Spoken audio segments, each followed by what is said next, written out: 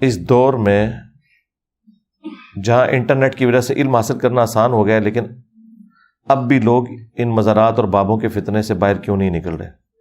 اس کی وجہ ہے کہ جو شخص ہدایت کا طلبگار ہوگا اسی کو ہدایت ملے گی، یہ ذہن میں رکھیے گا۔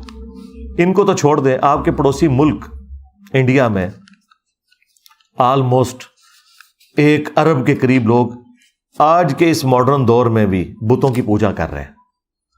یہ کتنی حیران کن بات ہے۔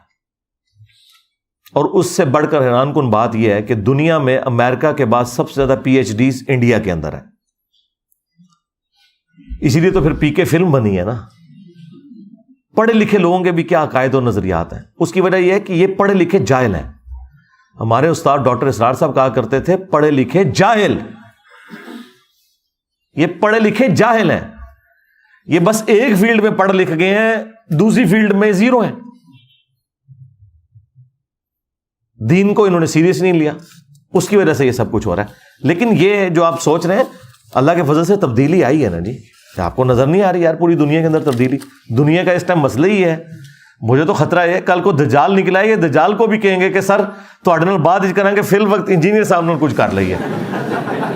ہاں وہ کہتے ہیں جی دجال سے بڑا فتنہ، وہ کہتے ہیں کہ جی اسلامک ہسٹری میں اتنا بڑا کوئی فتنہ نہیں آیا۔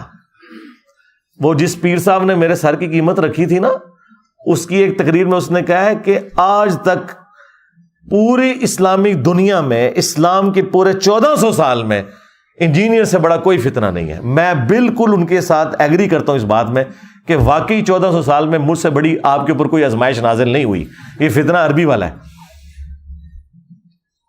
کیونکہ انہوں نے تو مکہ مدینہ کی آوازیں لگا کے اللہ رسول کے نام پہ دھوکہ دے کے اپنے بزرگوں کے قدموں میں گرایا تھا۔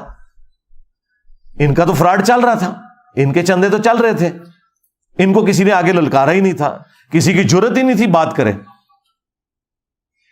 اور پہلے تو حکمران بھی ان کی گرفت میں ہوتے تھے، جو کوئی آواز اٹھاتا تھا حکمرانوں کے ذریعے اسے قتل کروا دیتے تھے، نسلیں تک لوگوں کی ختم کروا دیتے تھے۔ لوگ کہتے ہیں جی پہلے کیوں نہیں انجینئر آئے؟ سرکار آئے ہیں اپنے اپنے زمانے میں۔ اس زمانے میں بھی اگر یوٹیوب ہوتی نا تو آپ آج اتنی گمراہی نہ دیکھتے۔ لیکن اس زمانے میں اگر کوئی آواز اٹھتی تھی حکمران اسے خاموش کروا دیتے تھے۔ نہ ڈیموکریٹک ویلیوز تھیں، نہ کوئی سول سوسائٹی تھی، نہ فریڈم آف ایکسپریشن اس طرح کا موجود تھا۔ اور پھر یہ سارے بزرگ بابوں کے ماننے والے حکمران ان کے مزاروں پہ بیٹھے رہتے تھے، جہاں کسی نے کوئی حدیث سنا دی مسلم شریف کی کہ قبروں پہ عمارت مت بناؤ، قبروں کو پکا مت کرو، اس پہ مت بیٹھو، نہ مجاور بن کے نہ ڈائریکٹ بیٹھو، تو ایسے لوگوں کو حدیثیں سنانے کے اوپر یہ ان کی زبانیں نکلوا دیتے تھے۔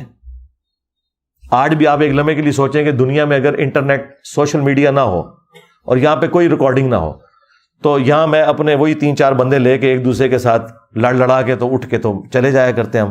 یہ جو آپ کو تبدیلی نظر آئی ہے تو وہ اس میڈیا کی وجہ سے کہ دنیا تک بات پہنچی ہے۔ تو اب تبدیلی